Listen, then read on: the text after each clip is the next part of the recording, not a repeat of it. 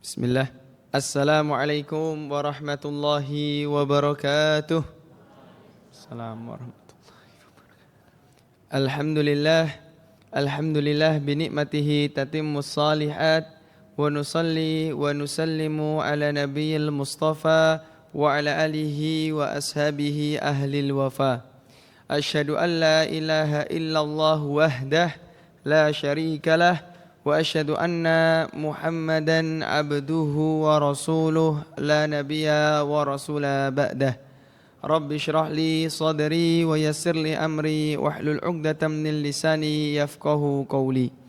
Allahumma anfa'na bima 'allamtana wa 'allimna ma yanfa'una warzuqna ilman nafi'al ladzi tanfa'una.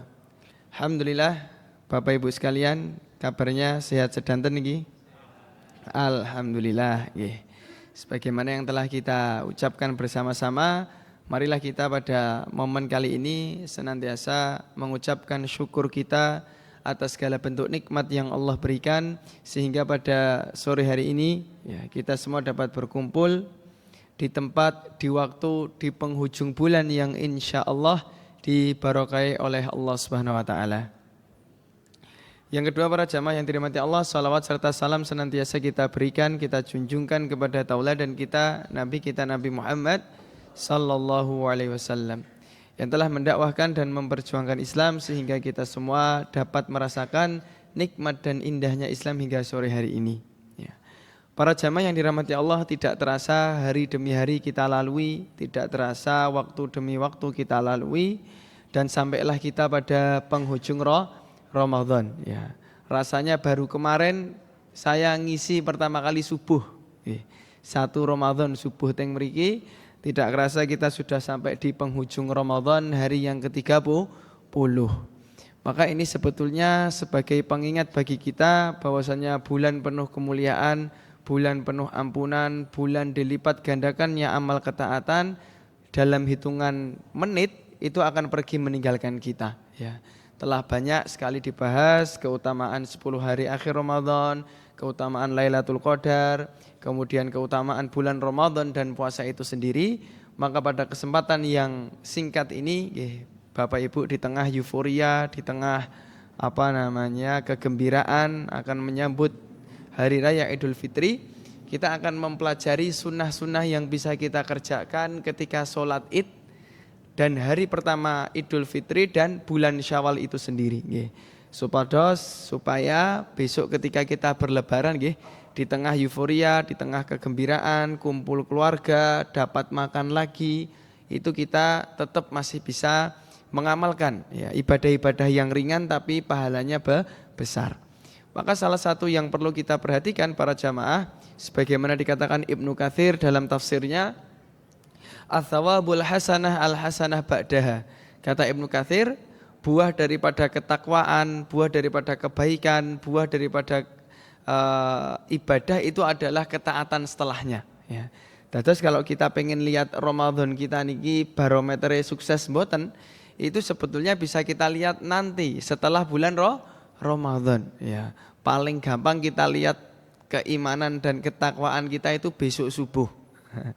Rata-rata kalau subuh niku mungkin 3-4 shaf subuh hari raya Idul Fitri, nanging nek wayahe salat Id, nah itu sak lapangan, sak masjid full kebak.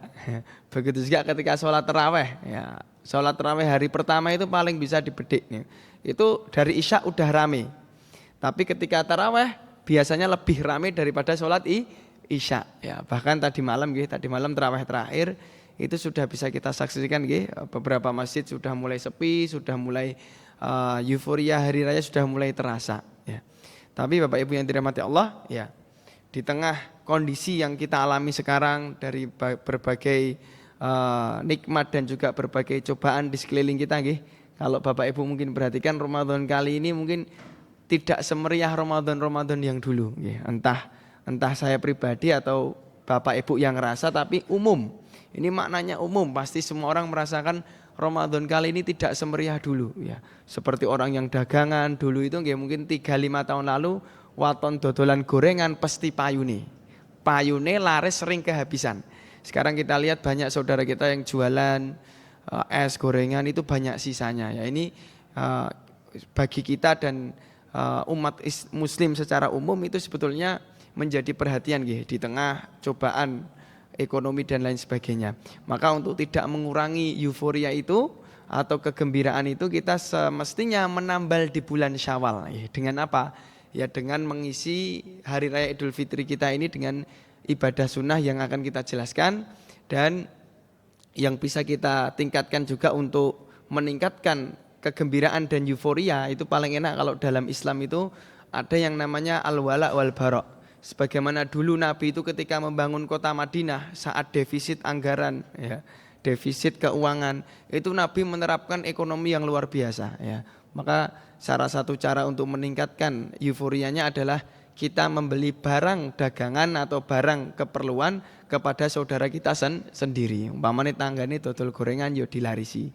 Tetangganya jualan minuman, jualan sembako, jualan pernak-pernik Ramadan, sebisa mungkin kita beli walaupun harganya mungkin lebih mahal sedikit daripada kita beli di misalnya toko online atau toko-toko yang lebih jauh. Maka ini yang pertama. Yang kedua yang akan kita bahas, ibadah apa yang bisa kita lakukan mulai nanti malam. Nah, nanti malam itu udah masuk nopo malam Idul Fitri. Sudah masuk kalau secara Islam niku nopo 1 Syawal. Maka mulai nanti malam ya ada beberapa amal ibadah yang bisa kita kerjakan hingga besok pagi, hingga setelah sholat Id, hingga nanti Syawal itu berakhir. Maka para jamaah yang dirahmati Allah, mulai nanti malam nih mulai ba'da maghrib ya 15-20 menit lagi itu disunahkan ketika malam Id ihya'ul lail bil ibadah. Di dalam kitab Taqrirat Sadidah dikatakan pada malam-malam hari raya baik Idul Fitri, Idul Adha, kita disunahkan menghidupkan malam-malamnya dengan ibadah. Ya, maka di tengah nanti kita gembira, kumpul keluarga, kumpul cucu, anak istri, ya kita juga menghidupkan malam dengan ibadah. Salah satunya apa? Ya, menghidupkan mulai nanti malam dengan takbir. Ya, menghidupkan nanti malam dengan takbir. Takbir itu ada 2 riwayat para jamaah nggih. Yang pertama riwayatnya Imam Syafi'i, dalam mazhab Imam Syafi'i itu dikatakan takbirnya 3 kali ya. Allahu Akbar, Allahu Akbar, Allahu Akbar, la ilaha illallah wallahu akbar, Allahu Akbar walillahil hamd. 3 kali boleh, 2 kali juga boleh. Sebagaimana dikatakan dalam mazhab Imam Ahmad dan Abu Hanifah itu takbirnya 2 kali. Allahu Akbar, la ilaha illallah, Allahu Akbar walillahil hamd. Dados mau yang takbir 2 kali saged, takbir 3 kali saged. Yang penting ketika takbir hurufnya harus benar. Kadang orang Indonesia itu salah ya. Harusnya walillahil hamd, dadine walillah ilham. Nah, ini salah. Maknane salah saking semangat, dadine malah ilham ya. Jadi harus menggunakan hak walillahil hamd. Ya, hak maknanya segala puji, segala syukur itu milik Allah. Dados bukan walillah ilham. Nah niki salah. Biasanya di masjid-masjid ya beberapa nggih, tidak semua. Itu kadang saking semangatnya malah metu huruf hak. Dados walillah ilham. Ya ini yang salah. Dados mau 3 kali boleh, 2 kali boleh. Dan disunahkan nanti setelah maghrib kita sudah boleh takbir. Kemudian para jamaah yang dirahmati Allah, termasuk daripada menghidupkan malam Id dengan ibadah adalah jangan kita ini ketinggalan yang wajib. Seperti apa? Sholat Isya. Biasanya para remaja, muda-mudi tak kalah sibuk mengurusi takbiran, kadang Isyanya lupa. Maka yang harus diperhatikan, Isya ini harus tetap dijaga. Setelah itu mau takbir keliling monggo, mau di rumah monggo, mau takbir di masjid monggo. Yang penting kita banyak takbir ya. Ini yang kedua para jamaah yang dirahmati Allah ya. Setelah itu apa yang bisa kita kerjakan mulai nanti malam ya. Maka termasuk sunnahnya adalah ya, kalau nanti malam kita bisa sedekah, kita sedekah nih. Teng masjid ataupun kalau kata salah seorang ulama, salah satu bentuk sedekah yang tanpa menyakiti orang lain adalah kita sebutkan ngelarisi dagangan orang. Ya, ini tanpa kita sadari kita juga sudah bisa niat sedekah. Ya, kita beli ngelarisi pedagang yang belum laris, kita larisi walaupun kita tidak butuh, tapi itu sebagai bentuk sedekah. Ya, karena orang itu tak kalah jualan itu mulianya luar luar biasa daripada orang itu napa minta. Maka nanti malam monggo jenengan ketika takbir keliling wonten wong dodolan es, dodolan gorengan, dodolan balon, dodolan lampu yang kiranya kok belum ada yang beli, kita beli. Ya raketang 10.000, 15.000 itu sebagai bentuk sedekah. Kemudian sebelum sholat id kita disunahkan mandi besar, mandi wajib. Dan sunnah mandi wajibnya itu masuk kapan? Ketika telah melewati tengah malam. Terus Bapak Ibu mau mandi jam 1-2 itu boleh, sudah masuk sunnah. Tapi lebih utama kesunahannya sebelum berangkat sholat id. Jadi habis subuhan ya setengah jam atau beberapa menit setelah subuhan kita bisa siap-siap mandi besar. Kemudian berangkat sholat id. Ya, ini yang ketiga. Ya, sunnahnya sebelum berangkat sholat id kita mandi besar. Yang kedua para jamaah yang dirahmati Allah, ya, sholat id itu napa sunnah. Dalam 3 madhab itu sunnah muakkadah. Hanya pada pendapatnya Imam Abu Hanifah hukumnya wajib. Tapi yang kita yakini bersama pendapat yang paling masyhur niku napa sunnah. Tapi orang Indonesia enggak usah dijelaskan hukumnya sunnah, wis ngirone wajib. Dalilin apa tat? Subuhe keri ite ngarep dhewe. Kan kualik subuhe dadi sunah, id dadi wajib.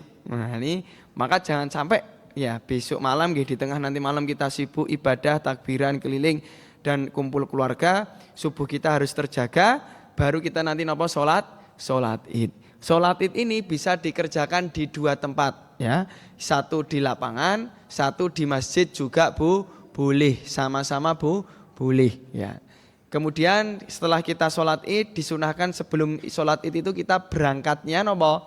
Berangkatnya mencari jalan yang lebih jauh, ya. Mencari jalan yang berbeda dan jalan berangkat lebih jauh. Misalnya jenengan dalamnya sebelah masjid.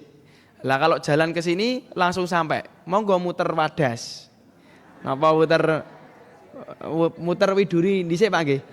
Harusnya ke kanan sampai masjid, sampai melewati klinik Widuri, jalan raya, balik sampai sini lagi. Ya. Nanti pulang tinggal melompat. Nah, itulah sunahnya. Kita disunahkan apa? Mencari jalan yang berbeda dan jalan berangkat lebih diutamakan lebih jauh walaupun rumahnya sebelah masjid. Ya, misalnya sebelah masjid mriki kidul masjid. Ya monggo SD Muhammadiyah lewat belakang muter Pasar Sleman baru berangkat. Nanti nek cucune mbah kok aneh-aneh garek samping pager kok dadak ya. Kita jelaskan apa pahalanya itu lebih banyak. Pulangnya itu kita disunahkan cari jalan yang berbeda dan yang lebih dekat. Tapi seandainya jalannya cuma satu jalan pulang pergi tidak apa-apa. Ini bagian daripada sunnah. Mencari jalan berangkat lebih jauh itu lebih utama. Walaupun masjid tadi samping rumah kita. Kemudian para jamaah yang dirahmati Allah, sunnah selanjutnya adalah ya. Kemudian kalau bisa kita jalan kaki lebih utama. Ya. Seandainya masjidnya lapangannya enggak jauh dan kita masih kuat secara fisik, itu jalan kaki lebih utama. Tapi kok jauh fisiknya udah nanti capek atau gimana, maka pakai motor, mobil, kendaraan boleh. Ya. Kemudian para jamaah yang dirahmati Allah, sunnah selanjutnya adalah tentang pakaian yang kita pakai. Terus kalau sholat Idul Fitri itu berbeda dengan sholat Jumat. Kalau sholat Jumat itu disunahkan menggunakan pakaian putih. Kalau sholat Idul Fitri kita disunahkan menggunakan pakaian baru. Kita dianjurkan menggunakan pakaian baru. Ya, Ustaz belum sempat beli, maka kalau belum sempat beli menggunakan pakaian putih. Jadi tingkatannya 3. Saya jelaskan pelan-pelan. Yang dianjurkan kita kalau sholat Idul Fitri menggunakan pakaian baru. Ya, sayangnya orang Indonesia niku napa ora sabaran. Le tuku wis 10 hari sadurunge bodo wis dinggo. Bahasan dinggo hukumnya sudah bukan pakaian baru. Nah, maka kalau besok kalau misalnya kita ada rezeki beli pakaian baru, kita khususkan pertama kali dipakai ketika sholat id. Ya. Tapi kalau dicoba nggak apa-apa. Tapi kalau dipakai ke masjid sholat itu nanti sudah dihukumi bukan pakaian baru. Ustaz nggak sempat beli baju baru, maka pakai baju putih. Sunahnya pakai baju putih. Ustaz baju putih kemarin dicuci, maka yang dianjurkan ketiga adalah menggunakan pakaian terbaik yang kita miliki. Misal kita punya koko yang paling bagus, gamis paling bagus, ibu-ibu jubah nopo mukena paling bagus, ya walaupun itu lama tidak warnanya putih tapi kok paling bagus, itu nanti masuk urutan ketiga. Dados pakaian paling baru, pakaian warna putih, pakaian yang paling bagus, ya. Kemudian ibu-ibu yang dirahmati Allah, khusus ibu-ibu niki napa dianjurkan menggunakan gamis, mukena atau pakaian yang warnanya tidak mencolok, ya. Dados warna hitam, putih, krem, abu-abu boleh, atau warna merah, pink itu juga boleh. Yang penting napa tidak mencolok. Yang kurang boleh niku napa? Seperti tahun lalu niki ada pakaian namanya shimmer. Nek jenengan ngertos shimmer niku yang kayak plastik. Jadi kalau kena sinar matahari silau. Nah besok saya khotib di Samsat nih ada jamaah pakai shimmer kena matahari, saya silau. Maka napa? Ibu-ibu tidak dianjurkan menggunakan pakaian yang mencolok. Kalau bapak-bapak monggo, mau batike ungu, batike ijo, batike merah boleh. Kalau ibu-ibu menggunakan pakaian yang warnanya kalem. Kemudian para jamaah yang dirahmati Allah, ya. Setelah kita menggunakan pakaian sunnah tadi, ya, kita berangkat ke masjid menggunakan jalan yang paling jauh, pulang paling dekat, dan sepanjang jalan itu kita napa disunahkan takbir. Kadang orang Indonesia lupa, ya. Maka sepanjang jalan di mobil, di motor, jalan kaki dari rumah sampai tempat kita sholat, kita napa disunahkan untuk memperbanyak takbir. Kemudian dilaksanakan sholat id berjamaah, ya. Jangan lupa napa mendengarkan khutbah. Orang Indonesia niku napa ritualnya kalau sholat id, ya, khusus ibu-ibu niki biasanya napa dan mbak-mbak datang sholat foto selfie kemudian posting kemudian, ya. Tadi pas khotib ceramah sibuk upload balah. Nah ini yang harus diperhatikan. Walaupun kedudukan khutbah sholat id itu tidak seperti kedudukan khutbah sholat Jumat. Kalau khutbah sholat Jumat itu wajib. Terus kalau orang nggak dengarkan khotib Jumat, itu sholat Jumatnya tidak sah. Kalau khotib sholat Idul Fitri, itu sunnah yang ditekankan tapi tidak sampai wajib. Jadi seandainya Bapak Ibu ada halangan, tidak mendengarkan khotib, itu tidak apa. Tapi sebisa mungkin ketika kita udah datang ke tempat sholat, baik di lapangan, tempat parkir atau masjid, kita duduk sejenak mendengarkan khotib. Kemudian para jamaah yang dirahmati Allah, sebelum sholat id kelewatan sunnahnya. Kalau sholat Idul Fitri itu kita disunahkan apa? Makan dulu, ya. Sebisa mungkin makan, ya. Walaupun cuma 3 kurma, 1 kurma, 5 kurma, yang penting kita makan supaya membedakan bahwasanya kita sudah tidak lagi puasa. Berbeda dengan Idul Adha, kita justru tidak makan dulu supaya sholat idnya bisa dikerjakan di awal waktu. Kalau Idul Fitri kita makan dulu karena batas sholat idnya dikerjakannya apa diakhirkan. Rata-rata takmir masjid atau penyelenggara biasanya 6:30 itu baru dilaksanakan sholat id, bahkan ada yang lebih. Maka setelah subuh itu masih cukup kita mandi besar, nyiapkan pakaian dan makan, ya. Yang harus diperhatikan juga napa makannya sebisa mungkin jangan langsung kenyang. Karena kalau langsung kenyang opor, gulai, tongseng, sudah nasi, kupat tahu, teh hangat plus es teler. Nah, nanti napa le salat males lan ngantuk. Ya iman maka sebisa mungkin makannya sebelum sholat itu napa sebatas kita ibarat kata batal. Batal napa supaya kita yakin ini kita sudah tidak puasa. Tapi kalau mau makan berat juga boleh, yang penting jangan sampai kita terlalu kenyang. Kemudian kita berangkat, jalan lebih jauh, takbir, sholat, mendengarkan khutbah. Setelah mendengarkan khutbah kita napa? Yang dianjurkan kita adalah napa? Saling minta maaf. Dados selama 1 bulan itu kita dianjurkan minta maaf 3 kali. Pertama napa? Sebelum Ramadan, ya. Besok Ramadan malam hari kita maaf-maafan. Kemudian sebelum sholat id nanti malam kita juga sudah dianjurkan apa maaf-maafan, ya. Kemudian besok setelah sholat id kita apa maaf-maafan lagi. Terus kemudian ini yang dianjurkan kita apa saling minta maaf. Setelahnya adalah saling memberikan hadiah, ya.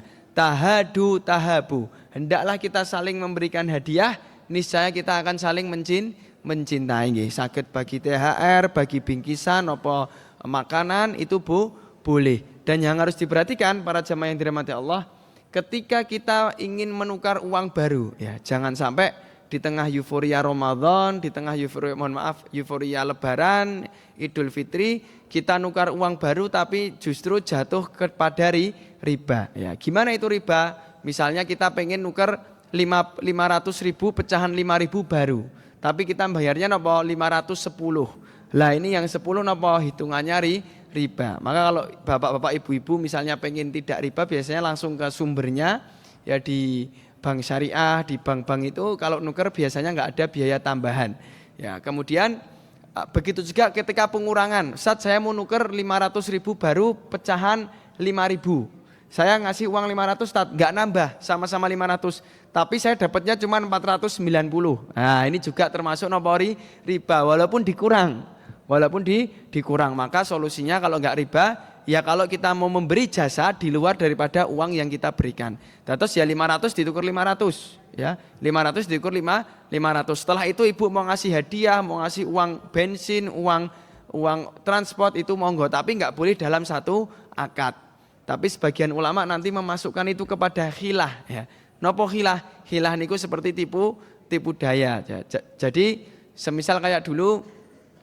Semisal mohon maaf nggih, orang itu dilarang berjima hubungan suami istri di siang Ramadan. Kalau dia melakukan kena kafarot. Kafarotnya apa dendanya? Membebaskan budak. Kalau tidak mampu puasa 2 bulan berturut-turut. Kalau tidak mampu memberikan makan 60 orang miskin. Lah sebagian orang kadung ngaji fikih akhirnya paham. Sebelum melakukan hubungan apa batalkan dulu minum. Minum, puasanya batal karena minum, baru melakukan hubungan. Lah ini pinter nih, nggak kena denda karena dia batalkannya karena minum. Tapi ulama menyebutkan ini masuk khilah. Khilah ini apa? Tipu daya. Dados dosanya bisa lebih besar daripada orang yang bayar dan denda. Jadi sebisa mungkin ketika kita nukar uang jangan sampai kita jatuh kepada perkara riba. Jangan sampai kegembiraan kita, ibadah kita, Syawal kita terkotori dengan maksiat. Ini yang kesekian. Kemudian para jamaah yang dirahmati Allah, setelah kita maaf-maafan, saling memberikan hadiah dan jangan sampai jatuh kepada perkara riba, selanjutnya adalah sebisa mungkin kita melanjutkan ya, ibadah yang dulu kita lestarikan. Misalnya ibu pas Ramadan suka baca Al-Quran, ya di Syawal kita jaga. Ya. Kemudian sebelum Syawal misalnya ibu-ibu, bapak-bapak suka sholat sunnah, tahajud, qiyamul lail, sholat duha, selama Syawal kita jaga. Dan yang jangan sampai ketinggalan ketika Syawal kita bisa puasa sunnah Syawal ya. Karena pahalanya barang siapa yang puasa Ramadan kemudian menyusulnya dengan 6 hari bulan Syawal, kana kasiyamid dahri, maka dia sebagaimana orang yang puasa 1 tahun penuh. Dan puasa Syawal ini mudah dikerjakannya nggak harus berturut-turut, boleh dicicil. Minggu pertama nganu itat seminggu full, ujung-ujung full makan-makan, full kumpul keluarga. Ya udah, minggu kedua 2 kali, minggu ketiga 2 kali, minggu keempat terakhir 2 kali. Tidak terasa sebulan pun nyawal 6 hari. Jadi puasa Syawal itu tidak harus dikerjakan berturut-turut, dicicil boleh. Kemudian bagi ibu-ibu mana yang lebih utama antara mengganti puasa yang ketinggalan ketika Ramadan karena halangan, yaitu mengqadha puasa, atau ngerjakan Syawal dulu? Maka jawabannya ngerjakan Syawal dulu. Karena ganti puasa itu batasnya 1 tahun ya. Misal ibu-ibu datang bulan atau bapak-bapak waktu Ramadan sakit sehingga enggak puasa beberapa hari.